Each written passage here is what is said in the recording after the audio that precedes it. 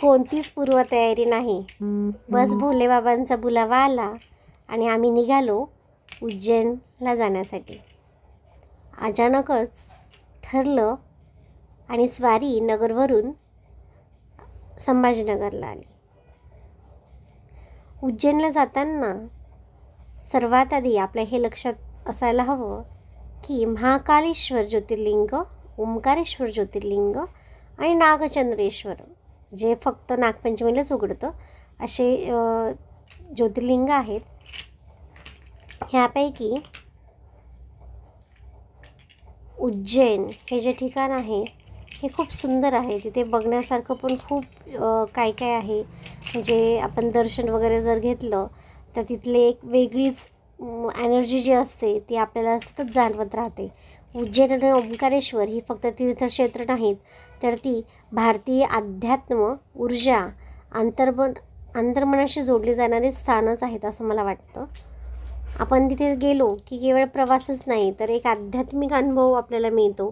तिथले जे कॉरिडॉर आहे ते पण खूप बघण्यासारखं आहे. लाईट्स म्हणा किंवा तिथली ती नदी म्हणा, खूप सुंदर प्रकारे त्यांनी तिथे वेगवेगळे स्कल्पचर जे आहेत ते बनवलेले आहेत. 12 ज्योतिर्लिंगापैकी एक ज्योतिर्लिंग असून याला कालावर विजय मिळवणारा शिव अशी याची ओळख आहे. उज्जैनचे वातावरण इतर मंदिरांपेक्षा वेगळं आहे. जसं की आपण म्हणतो की इथे नावच आहे महाकाल स्वरूपातलं, म्हणजे शिवपूजा. जीवन, मृत्यू, वेळ, अहंकार यांचे चिंतन करणारा तो महाकाल असं म्हणावं लागेल.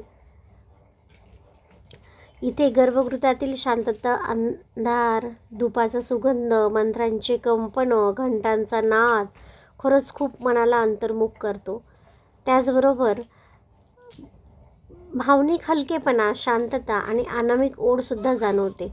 विशेषतः इथे भस्म आरतीचा अनुभव जो असतो तो जसं आपल्याला क्षणभंगूर जीवन आहे ह्याबद्दल तो आपल्याला सांगत असतो. ओंकारेश्वरचं जर आपण आध्यात्मिक महत्त्व जर म्हटलं तर ओम हा प्रणवनादाचं प्रतीक मानला जातो.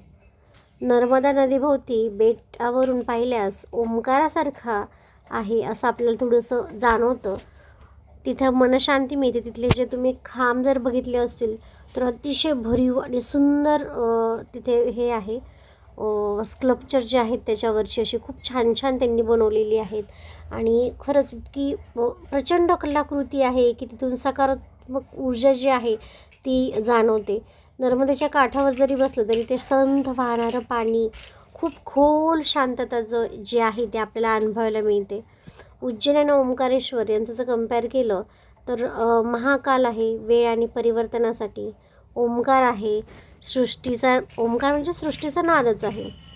उज्जैन तीव्र ऊर्जा आहे, तो ओंकारेश्वर शांत ऊर्जा आहे. उज्जैन अंतर्मुख करणारा आहे तर ओंकारेश्वर स्थिरता देणारा आहे.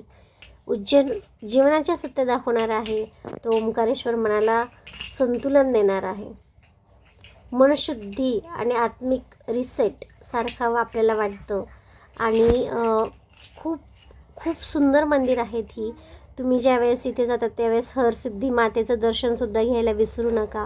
इथे बरेचसे आजूबाजूला मंदिरं आहेत छोटे छोटे.